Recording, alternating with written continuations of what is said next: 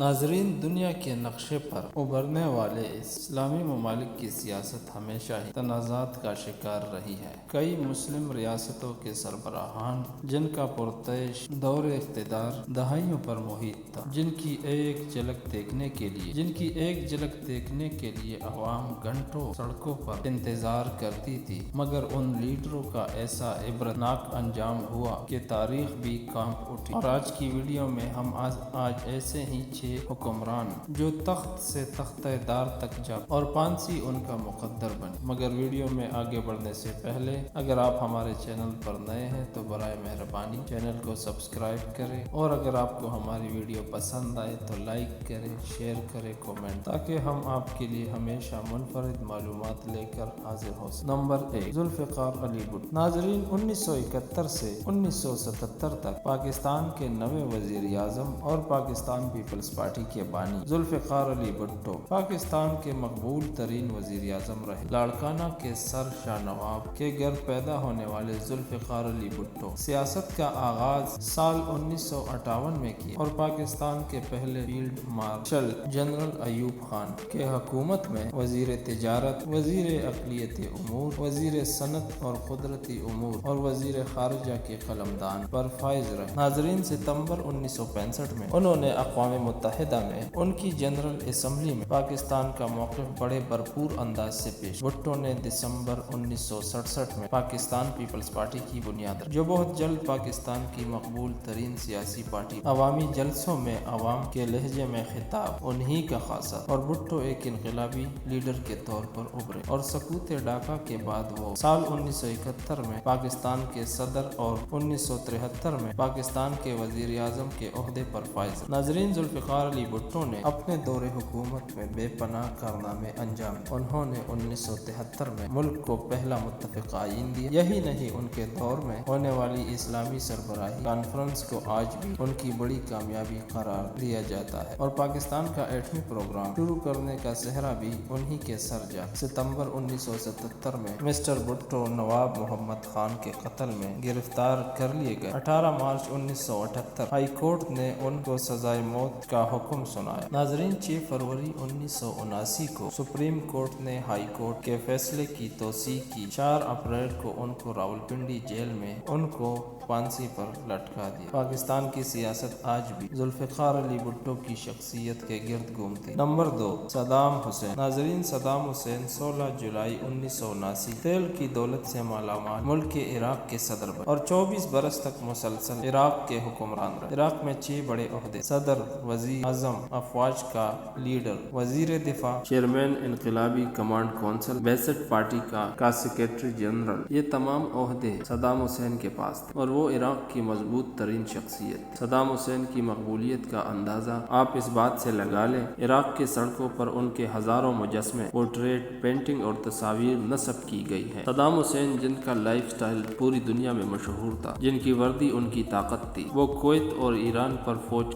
کشی سے بھی نہ رکے۔ ناظرین، 2003 میں امریکہ کی سربراہی میں اتحادی فوج کے صدام حسین انتہائی مفلسی کی حالت میں گرفتار ہوئے، اور 3 نومبر کو حکمرانی کے دوران قتل و غارت کے کئی واقعات اور 148 کردوں کے قتلوں میں ان کو سزائے موت سنائی دی گئی۔ اس فیصلے پر عمل درآمد کرتے ہوئے 30 دسمبر 2006 بمطابق 10 ذی الحج 1427 ہجری عید الاضحیٰ کے دن صدر صدام حسین کو پھانسی دی، اور تختہ دار پر لٹکائے جانے کے بعد پوری دنیا کو ٹی وی پر براہ راست دکھائے گئے۔ نمبر 3، عدنان مدریس۔ ناظرین، عدنان مدریس ترکی کے سابق وزیر اعظم تھے، جو 1950 میں ڈیموکریٹک پارٹی کے برسر اقتدار آنے کے بعد 10 سال وزارت عظمیٰ کے منصب پر فائز رہے۔ ڈیموکریٹک پارٹی کی حکومت ترکی جمہوریت کے جس دور کا آغاز ہوا، اس کو ترکی تاریخ میں انقلاب سفید کہا جاتا ہے، یعنی ایک ایسی انقلابی دور جس میں جمہوریت بحال ہوئی، عوام کو خوشحالی حاصل ہوئی، اور ترک عوام کے لیے اسلام پر چلنے کی تمام پابندیاں ختم۔ عدنان مدریس کو ترکی میں جمہوریت کا اصل معمار سمجھا جاتا۔ ناظرین، سال 1932 میں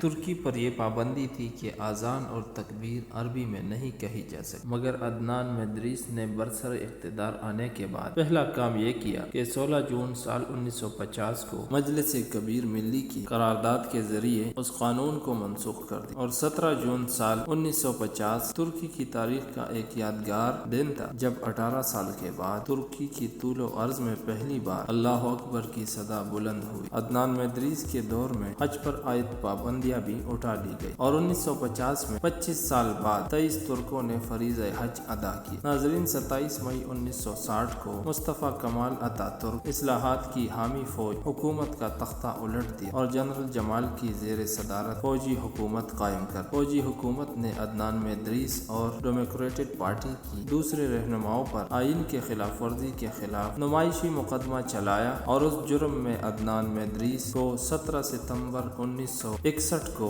تختہ دار پر لٹکا دیا۔ نمبر 4، امیر عباس ہوبیتا۔ ناظرین، ایرانی سفارتکار اور سیاستدان امیر عباس ہوبیتا ایران میں پیدا، پیرس کی یونیورسٹیوں میں تعلیم پائی۔ سال 1942 تا سال 1958 ایران کی امور خارجہ کی پالیسی سے منسلک رہے۔ 1958 میں ایران کی قومی تیل کمپنی کے چیئرمین اور 1964 میں وزیر مالیات اور 1975 میں سیاسی رستخیز تحریک کے صدر مقرر ہوئے۔ اسلامی انقلاب سے قبل کچھ عرصہ وزیر اعظم رہے۔ انقلاب کے چند ماہ بعد اسلام دشمن سرگرمیوں کے الزام میں موت کی سزا سنا اور 7 اپریل 1979 کے دوپہر زمین پر بدعنوان اور قوم کا غدار قرار دے دی سولی پر چڑھا۔ محمد 5 نجیب اللہ۔ ناظرین، محمد نجیب اللہ سال 1987 سے 1992 تک افغانستان کے صدر رہے۔ وہ کمیونسٹ تھے اور سوویت یونین کے حامی تھے۔ ڈاکٹر محمد نجیب اللہ جو 70 کی دہائی شروع ہونے تک کمیونسٹ نظریات کے باعث خود کو صرف ڈاکٹر نجیب اللہ پسند کرتے تھے۔ 1996 میں افغانستان میں طالبان کے برسر اقتدار آنے کے بعد صدر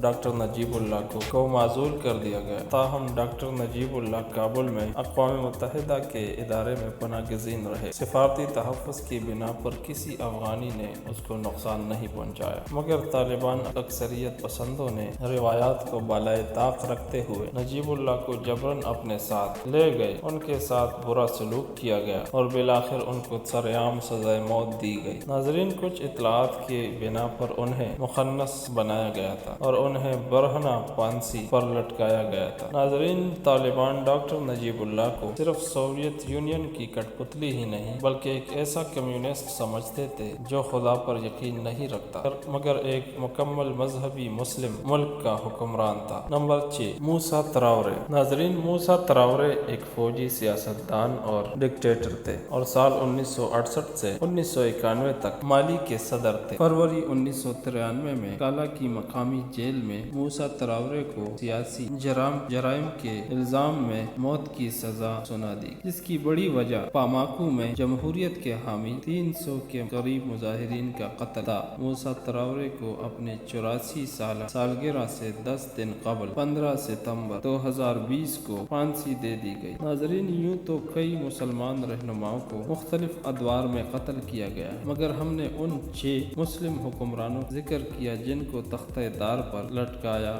گیا۔ امید ہے آپ کو ہماری اگلی ویڈیوز کا انتظار رہے گا۔ تب تک کے لیے اللہ تعالیٰ آپ کا حامی و ناصر ہو۔ والسلام۔